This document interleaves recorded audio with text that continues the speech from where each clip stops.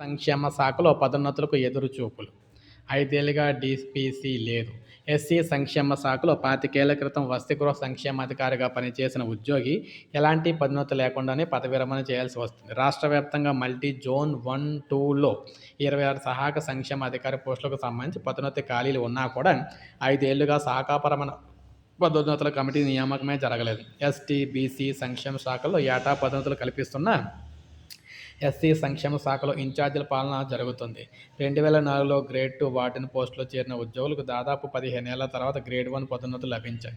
ఖాళీలు ఏర్పడిన వెంటనే సీనియారిటీ జాబితాను సిద్ధం చేసి తదుపరి ఉద్యోగులకు డీపీసీ ద్వారా పదోన్నతి కల్పించారు. గ్రేడ్ 1 నుంచి ఏఎస్డబ్ల్యూఓ పోస్టులకు పదోన్నతులు కల్పించాల్సి ఉంది. అయితే 2021 తర్వాత పదోన్నతులు నిలిచిపోయాయి. మల్టీ జోన్ 1 15, మల్టీ జోన్ 2లో 11 ఏఎస్డబ్ల్యూఓ పోస్టులు ఖాళీగా ఉన్నాయి. వీటిని పదోన్నతుల ద్వారా భర్తీ చేయాలని ప్రభుత్వం గత ఏడాది ఎస్సీ సంక్షేమ శాఖను ఆదేశించింది.